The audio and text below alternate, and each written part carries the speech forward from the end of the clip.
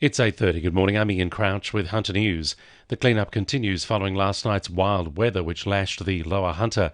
The powerful storm caught authorities and the Weather Bureau by surprise as it tracked east from Maitland and Cessnock just before 8 p.m. Wind gusts reached 146 kilometres per hour at Nobbies, bringing down large trees on homes in several suburbs and peeling roofs off several properties, including the Westcott Nursing Home at Stockton, where about 50 residents were evacuated. Sharon Fox from the SES says extra crews are being brought in to cope with the 285 calls for help. Cessnock and even further afield will sort of come in to support. So you'll see a lot of the Orange Army on the ground this morning, that's for sure. If you wake up and find damage on your property, by all means give us a call on 132 500 and we'll certainly send the volunteers out. And if I could just say a big thank you to the volunteers. These are people that get out of bed and attend to this stuff in the middle of the night, and they're doing a fantastic job, and they'll continue to do that for the community of Hunter and Newcastle today. Meanwhile, Emma Shanks from Ausgrid says it's hoped the remaining 14,000 customers still without power will be back on the grid later this morning. It took out about 20,000 customers' power, and we have been assessing and working on the damage through the night. There was over 1,100 lightning strikes on the ground across Newcastle and the Hunter. Highway patrol crews are out and about on point duty with several sets of traffic lights out across Newcastle. Extra crews are coming from Sydney to help out. To other news, a couple of federal political heavyweights will be in the region today as debate about climate change and the future of coal mining heats up.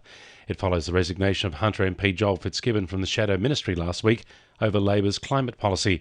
Opposition leader Anthony Albanese will be talking up Labor's $20 billion promise to rebuild and modernise the power grid during a visit to Tomago Aluminium, while Federal Resources and Water Minister Keith Pitt will tour the coal loading facilities at Kooragang and the University of Newcastle's Energy Research Institute.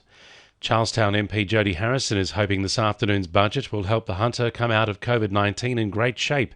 She says financial support for public transport, local schools and social housing would be greatly appreciated by her electorate. She's also hoping to see a commitment from the state government to expand the troubled Hillsborough Road. Today I'd really like to see money for Hillsborough Road to be upgraded. That's an ongoing issue in this electorate, and I constantly have people approaching me about difficulties they have using Hillsborough Road and getting onto and off Hillsborough Road. As National Road Safety Week kicks off, Hunter motorists are being reminded to watch their alcohol intake before they think about getting behind the wheel. New research suggests only 1 in 10 Aussies organise a designated driver before a night out, despite 1 in 2 millennials feeling pressured to drink. Australian Road Safety Foundation CEO Russell White says zero alcohol options are a great alternative for those thinking about mindful drinking. How am I going to get home? Have I got a designated driver? Are we going to use public transport or get an Uber or whatever? It's about just having that little bit of a strategic plan in place to get yourself home safely. So it's about making the right choices. As I said, you want people to still have a good time and still enjoy life. 2NURFM Sport. Irish striker Roy O'Donovan is pleading with his forward counterpart Bernie Ibini to stay with the Jets after not returning to training. Ibini signed a 1-year contract extension in August, but has sought a release since coach Carl Robinson's departure. O'Donovan says he was excited by the combinations they found late last season and was hoping Ibini would stick around like midfielder Steve Ugarkovic. I think he's very important down the spine of our team, and he's got better year by year.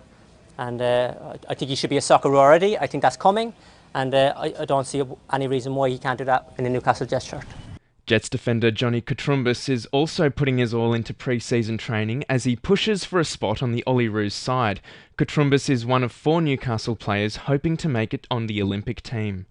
Toronto teenager Jake Riley has defended his Newcastle District A-grade championship crown after firing a 1 under 70. The 15-year-old is now the second youngest player to secure a spot in the New South Wales Open. And the Wallabies are preparing for a tough match in Newcastle this weekend when they face Argentina at McDonald Jones Stadium. Both sides are coming off shock wins over the Kiwis, making this weekend's Tri-Nations clash a crucial game. That's sport. I'm Sam Bartlett. And the winning numbers in Monday Lotto are 3, 26, 12, 40, 16 and 27, and the supplementaries are 8 and 11. 2NURFM News Time, 25 to 9.